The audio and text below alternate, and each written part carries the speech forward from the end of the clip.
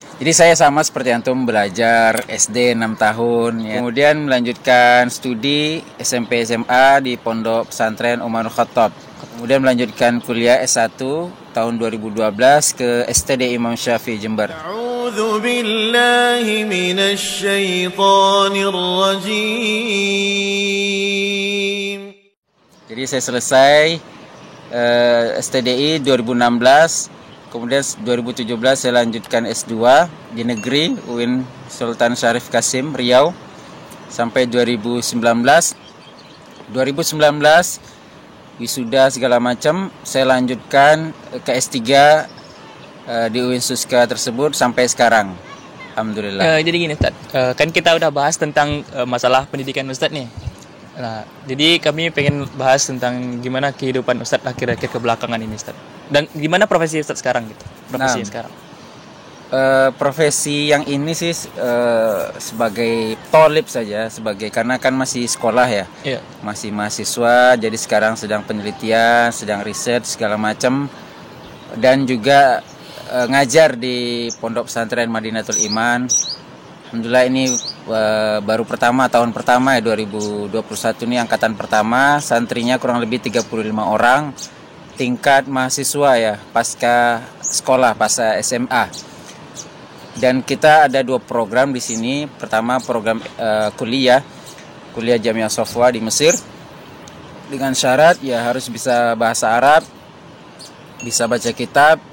Kemudian program kedua i'dad atau ta'limud du'at atau mulazamah, yaitu belajar membahas kitab, menghabisin kitab, mudzakarah dan yang lainnya. Dan kita terfokus pada i'dad ini untuk belajar bahasa Arab insyaallah. Dan kita targetkan 6 bulan atau maksimal 1 tahun teman-teman santri bisa berbicara bahasa Arab.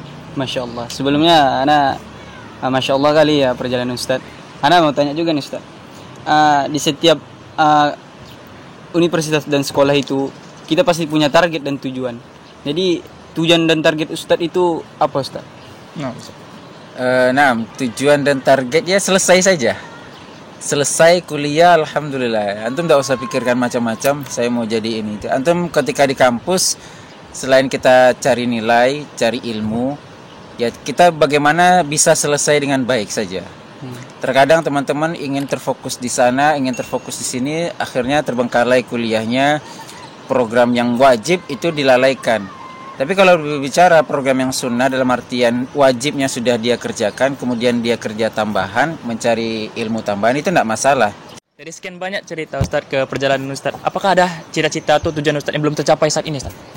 Tujuan yang belum tercapai? Cita-cita gitu, yang belum Ustaz capai atau saya harus bisa ini gitu. Nah, ada satu, yaitu selesai S3.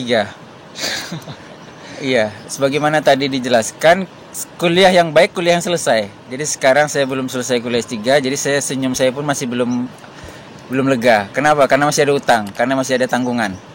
Seperti orang kredit ya, kalau belum lunas itu motornya, itu tidak nyaman itu bawa motor. Saya pun begitu, mau jalan-jalan kemana, kalau belum selesai ini kuliah, belum plong rasanya.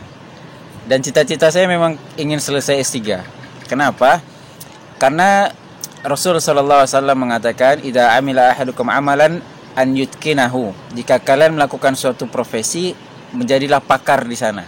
Jangan ketika masuk air nih, jangan cuma kakinya aja yang dibasahkan. Kalau mau basah, mandi sekalian. Paham maksudnya? Paham Ustaz. Ya ketika ada air di sini jangan cuci kaki, cuci ini, mandi sekalian. Kalau mau ini kita harus jadi pakar di sana.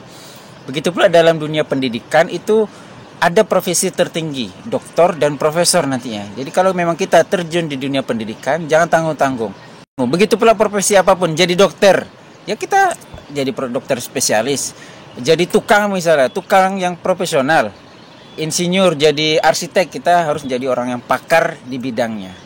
Dan apapun bidang yang kita kuasai, tetap kita niatkan semuanya karena Allah. Karena setiap kita bisa menjadi orang bertakwa. Apapun profesi kita, dimanapun bidang kita, pekerjaan kita, yang terbaik adalah yang bertakwa. Bukan berarti ustadz itu lebih baik daripada tukang. Antum ustadz, tapi masjid tidak ada, gimana antum ceramah? Antum ada dana bangun masjid, siapa yang mau bikin masjid? Kalau bukan tukangnya. tukang pun harus ada desain yang ini kan, yang gambarkan bagaimana ini. Ada lagi arsiteknya. Artinya semua kita saling bahu membahu. Apapun profesi kita, kita bisa gunakan, manfaatkan untuk agama.